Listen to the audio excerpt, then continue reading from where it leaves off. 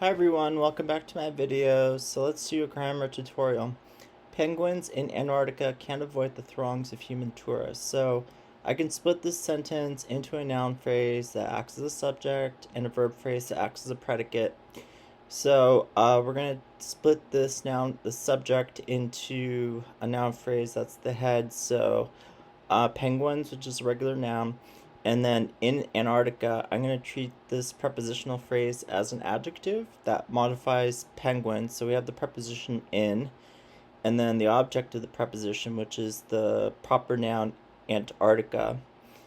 And then let's look at the predicates. So we have the main verb, which is in the present conditional. So can't is actually going to be can and not. So it's a modal with a negative particle, I guess we can call it that, right? And then this whole thing is going to be a transitive verb. So can avoid what? The throngs of human tourists. So this was interesting because I thought about splitting this into kind of like a prepositional phrase and all that.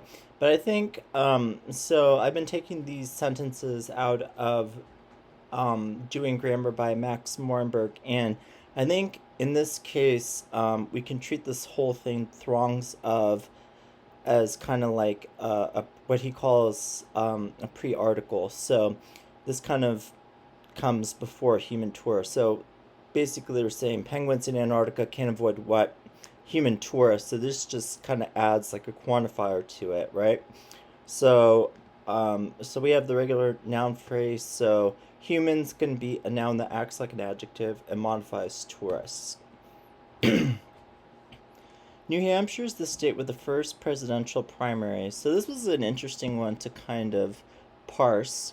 So we have a noun phrase that acts as a subject, and then the proper noun, New Hampshire. So this is the whole, we take the whole thing.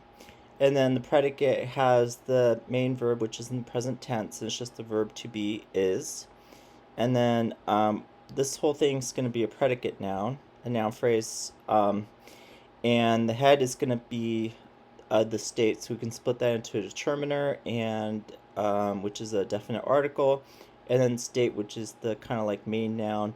And then with the first presidential primary is actually going to act like, well, first of all, it's a prepositional phrase, and it's like an adjective that's modifying state.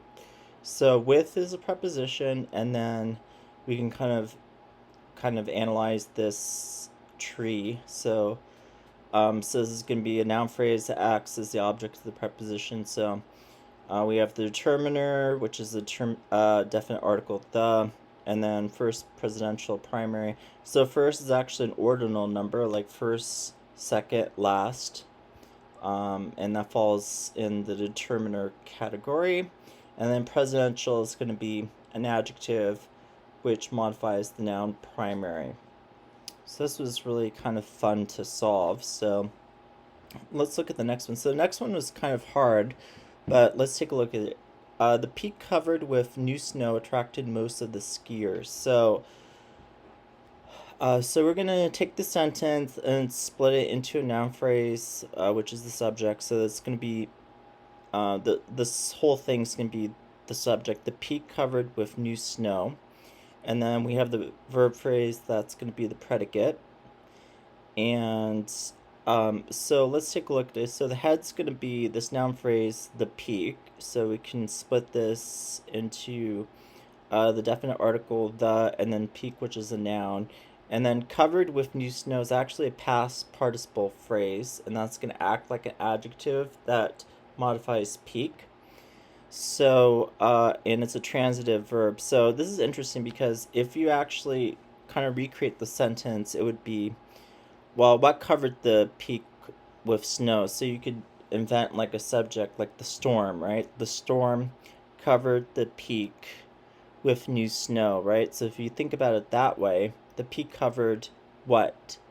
Or the storm covered what? The peak. So that would be like a direct object. So we know this is a transitive verb. And then how did it cover the peak with new snow? So I've actually analyzed this as a prepositional phrase that acts as an adverb of manner. So with is going to be a preposition, then new snow is going to be the noun phrase that acts as the object of the preposition. So new is an adjective and snow is the noun. And then we look at the main verb phrase, which is the predicate. So we're going to have a main verb, which is in the past tense. So attracted. So that's going to be a transitive verb, right? Because you can say the peak covered with new snow attracted who, right? It attracted skiers, or in this case, most of the skiers. So this noun phrase is gonna be the direct object, and then we can split into a determiner. So most of is going to be a pre-article, like Mr. Morenberg says in his book. So this is kind of like a quantifier. And then noun phrase, the skiers. So we could split this into a determiner, which acts as like a definite article of the, and then skiers, which is a noun. Okay, so this one was definitely more involved, but I think we can split it up so it makes sense. So throngs crowding the Anchorage streets cheered the sled team starting the race. So we have a noun phrase that acts as a subject. So the noun phrase that's going to be the head is throngs. And then crowding the Anchorage streets is actually a present participle phrase, and this whole thing modifies throngs. So it's actually an adjective. So we have a transitive verb, not a transitive verb, but it's going to be a present participle that acts like a transitive verb.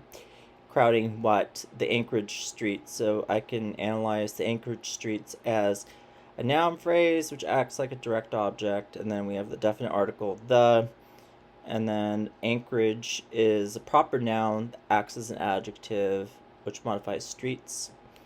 And then we have this verb phrase that's a predicate, cheered, which is a main verb in the past tense, and then it's a transitive verb, right? Because throngs crowding the Anchorage streets cheered what, or cheered who, right? So cheered the sled team. So this is going to be a direct object. The sled teams, actually this whole thing is going to be a direct object, but we're going to split this into kind of like the noun phrase that's going to be the head here.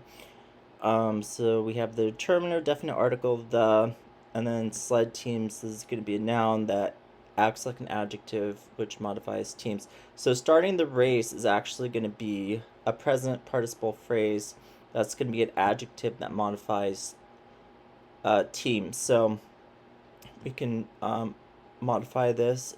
We can analyze this. Starting, so it's a present participle, but it acts like a transitive verb, right? Because it's starting what? The race. So this noun phrase is going to be a direct object. And then we have the race, so the is a definite article, and then race is going to be a noun. Okay, the last phrase that I did here was your Dodge dealer can provide details about the rebate. So we have a noun phrase that acts as a subject. So we have a determiner, which is a possessive pronoun, in this case your, and then Dodge dealer. So Dodge is actually a proper noun, but it acts like an adjective, which modifies dealer, which is a noun. And if we look at the predicate, can provide details about the rebate. So can provide is going to be, the main verb is going to be a present conditional. So we have the helping verb with the modal, which is the modal can, and then provide, right? So can provide what? Details, right? About the rebate. So this is going to be a direct object. This noun phrase details about the rebate. And then I can analyze it as, so this noun phrase is going to act as the head of the prepositional phrase, acts as the adjective, so detail. So about the rebate is actually a prepositional phrase that modifies detail, so it's an adjective. So it's going to be a preposition about, and then the rebate is going to be a noun phrase that acts as an object of a preposition, and we can split that into a definite article, the, and then rebate, a noun. So these have been pretty complex, so it's been a little bit challenging for me to kind of explain how these things work. But if you just kind of look at the tree diagram of how you can break it up into different parts, I think it becomes a lot clearer to understand. But please feel free to look over my slides more than once. So these were pretty challenging, but I thought they were pretty fun to solve. So at least I thought they were fun. I don't know if other people would think they would be fun to solve, but they got me really thinking about how words, how grammar kind of gets, um, how sentences get their structure from grammar. So, okay, well, thank you for watching. I hope to see you during my next videos. All right, everyone, have a good night. Bye.